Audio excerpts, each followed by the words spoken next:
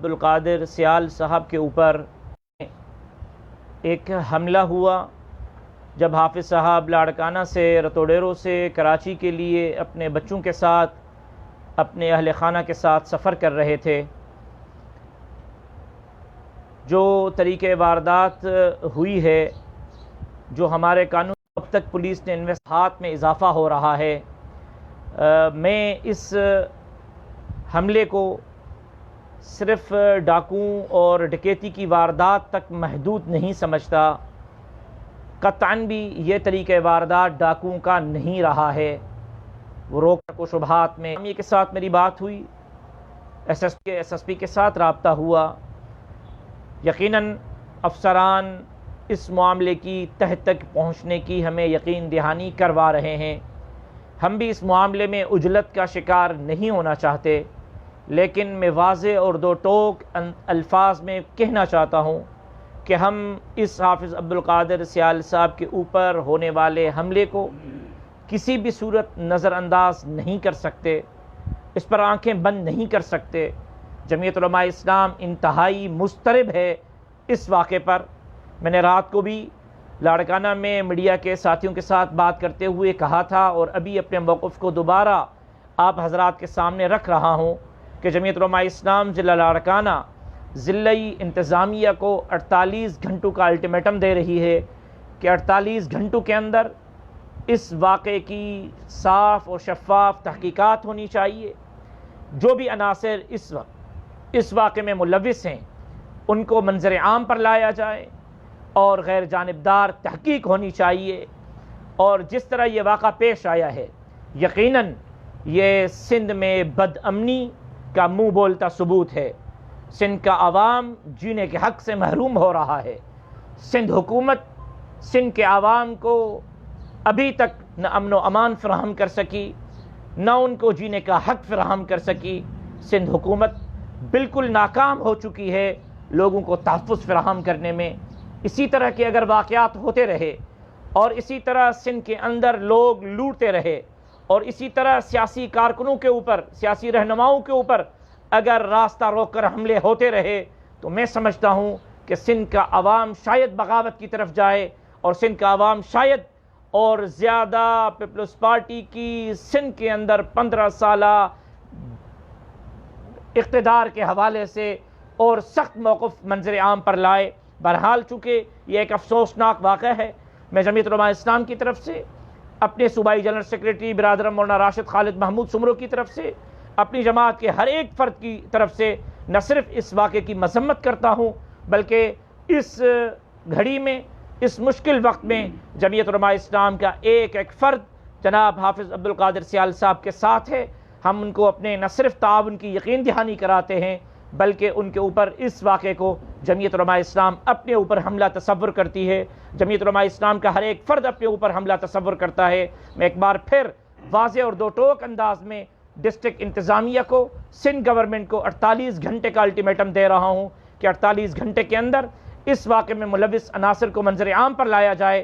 اگر نہیں تو جمعیت علماء اسلام 48 گھنٹے کے بعد اپنا لاہ عمل منظر عام پر لائے گی۔ پھر ہم احتجاج کی صورت بھی اختیار کر سکتے ہیں تحصیل سطح پر، ضلعی سطح پر، اور ہم اس احتجاج کو اور بھی وسیع کر سکتے ہیں۔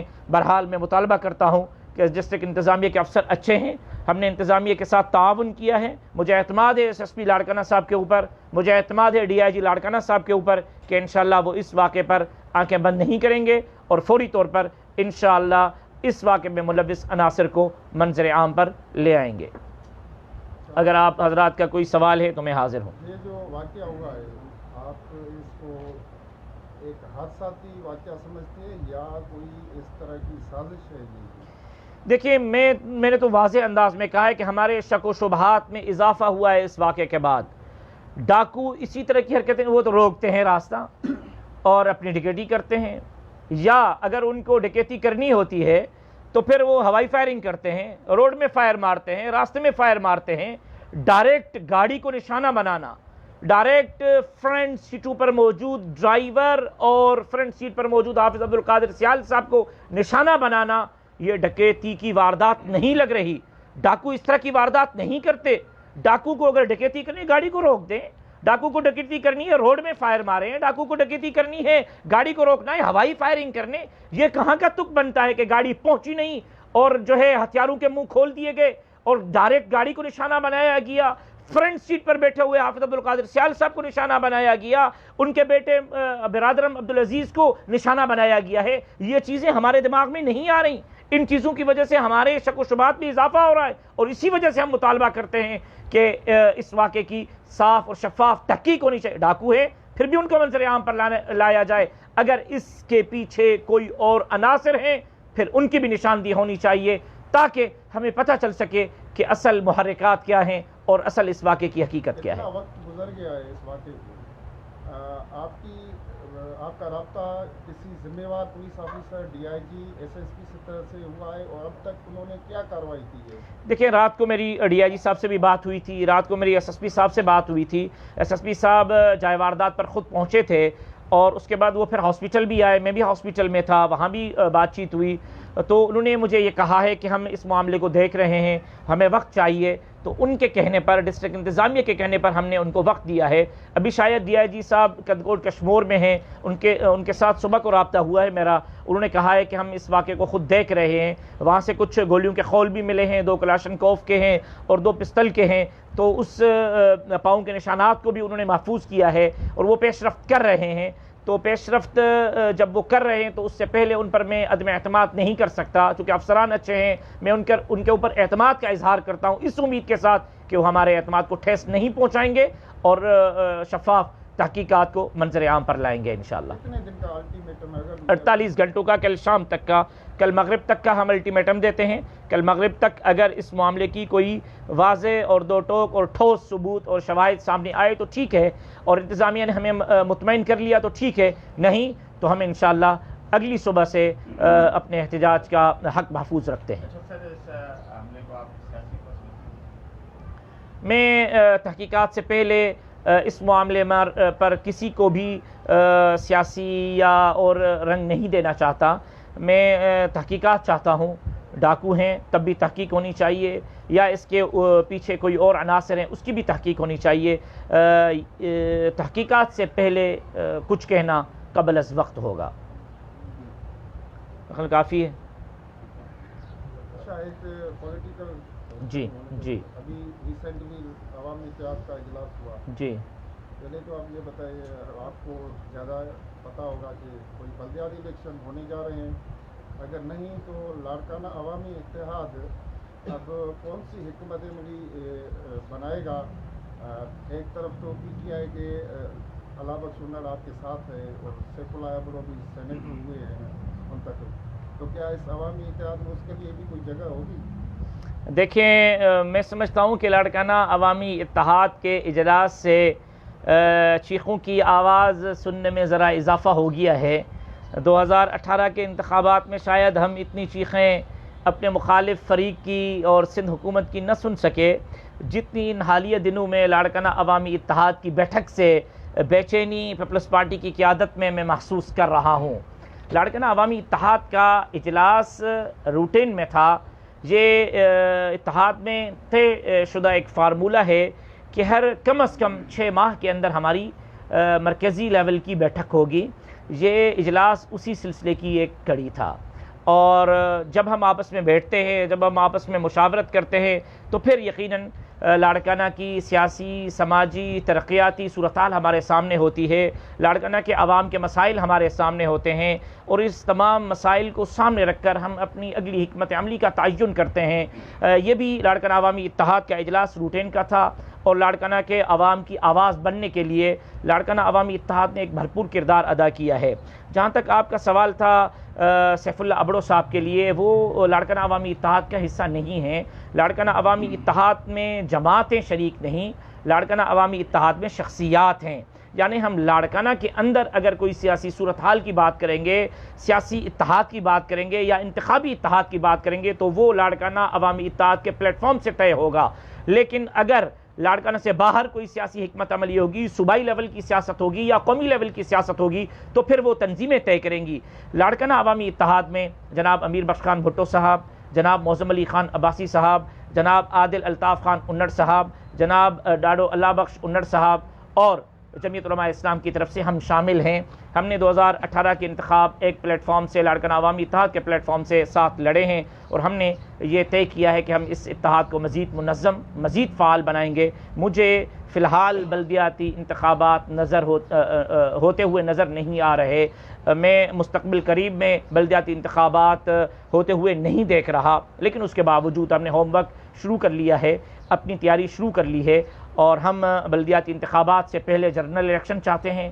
جمعیت علماء اسلام بلدیاتی انتخابات سے پہلے عوامی حکومت چاہتی ہے. جمعیت علماء اسلام بلدیاتی انتخابات سے پہلے سلیکٹڈ، ریجیکٹڈ اور نااہل حکمران سے جان چھڑانا چاہتی ہے، اور اس حوالے سے پی ڈی ایم معرض وجود میں ہے اور پی ڈی ایم کی تحریک چل رہی ہے. انشاءاللہ وہ وقت قریب ہے جب اس سلیکٹڈ عمران خان کو ہم گھر بھیجنے میں ضرور کامیاب ہوں گے انشاءاللہ. ایک طرف آپ نے یہ کہا کہ یہ پی پی مخالف ظاہر ہے، یہ لگتا ہے یہ پی پی مخالف اتحاد لاڑکانہ میں سب کو شامل کر رہے ہیں. میرا جو دوسرا سوال تھا وہ اس کا صحیح طریقے سے مجھے جواب نہیں ملا. جی پی پی مخالف اگر سیف اللہ ایبڑو بھی آپ کے اس اجلاس میں اتحاد میں شامل ہونا چاہے تو ان کے لیے جگہ ہے. آپ نے کہا کہ یہ شخصیت ہوگا، تو آپ یا تو اس کو شخصیت نہیں مان رہے یا کوئی اور وجہ ہے، یہ تھوڑا سا کلیئر. دیکھیں، یہ اتحاد ہے اور اتحاد میں سب کے لیے دروازے کھلے ہوئے ہیں.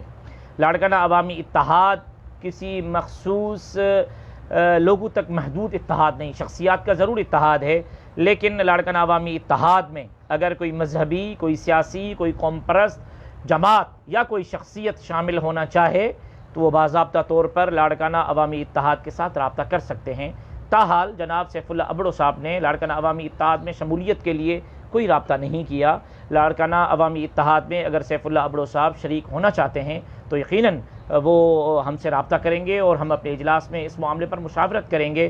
دروازے بند نہیں ہیں، دروازے سب کے لیے کھلے ہوئے ہیں. لیکن یہ واضح بتا دوں کہ ہمارا تحریک انصاف کے ساتھ کوئی اتحاد نہیں، ہمارا grand democratic alliance G D A کے ساتھ کوئی اتحاد نہیں. لاڑکانہ میں برادر راشد محمود سمرو صاحب نے بلاول بھٹو زرداری صاحب کے خلاف الیکشن لڑا تو اسی الیکشن میں 2018 کے انتخاب میں پی ٹی آئی کی طرف سے ایک خاتون ممبر کو ٹکٹ دی گئی اور اس نے 10,000 کے قریب ووٹ لیے ہیں پی ٹی آئی کے انتخابی نشان پر.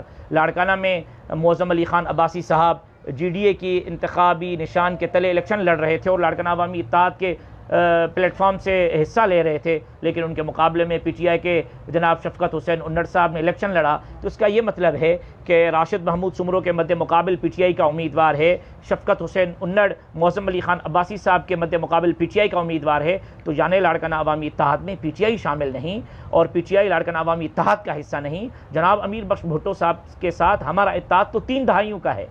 ممتاز علی بھٹو نے میرے شہید والد علامہ ڈاکٹر خالد محمود آپ رتوڈر والوں اچھی طرح جانتے ہیں کہ انہوں نے بے نظیر بھٹو شہید رحمہ اللہ کے مد مقابل میرے شہید والد کی مدد کی تھی. جناب امیر بخش خان بھٹو صاحب نے گزشتہ 4 الیکشنوں میں 20 سال سے میرے شہید والد کا تعاون کیا. اس وقت وہ فرنٹ میں تھے، پھر نواز لیگ میں چلے گئے، آج پی ٹی آئی میں ہیں، کل کہیں اور چلے جائیں.